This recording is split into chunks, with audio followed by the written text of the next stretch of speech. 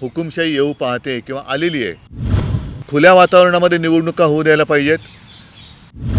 अरविंदजी माझ्या घरी आले होते आणि त्यांनी देशामध्ये जी काही एक हुकुमशाही येऊ पाहते किंवा आलेली आहे त्याविरुद्ध आपण सर्वांनी एक होण्याची कशी आवश्यकता आहे हे मला सांगितलं होतं।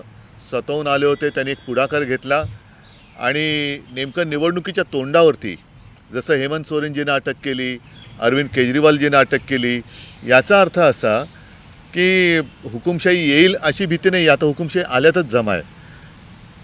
खुल्या वातावरणामध्ये निवडणुका होऊ द्यायला पाहिजेत। अनेक व्यक्ती आपण अशाही पाहतो आहोत की ज्यांच्यावरती भारतीय जनता पक्षाने आरोप करून पक्षात घेऊन त्यांच्या केसेसच बंद करून टाकल्या आणि जे लोक बोलतात त्यांच्यावरती केसेस टाकून त्यांना अटकेमध्ये टाकले जाते। तर ही काही लोकशाही चांगली आहे असं मानण्याचं लक्षण नाही आहे, हे काही लक्षण चांगलं नाही आहे। या हुकुमशाहीचा कसा सामना करणार तुम्ही? हुकुमशाहीचा सामना आम्ही जनतेसमोर जातो आहोत आणि माझा महाराष्ट्राची आता हे दौरा सुरू झालेलाच आहे।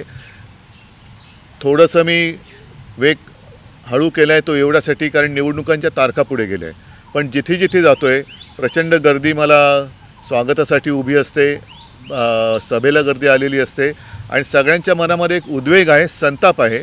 ज्या पद्धतीने गद्दारी करून महाराष्ट्र विकास आघाडीचं सरकार पाडलं, गद्दारी करून सरकार स्थापन केलं आणि जे चित्रविचित्र आता त्यांचे सगळे सोबती एकत्र घेण्याचं त्यांचं काम चालू आहे ते पाहिल्यानंतर जनता वाट पाहते। देश विदेशातील प्रत्येक घडामोडींचे लाईव्ह अपडेट मिळवण्यासाठी आता साम टीव्हीच्या सर्व सोशल मीडिया प्लॅटफॉर्मला लाईक, फॉलो आणि सबस्क्राईब करा। तसंच सर्व नोटिफिकेशनसाठी बेल आयकॉन प्रेस करायला विसरू नका।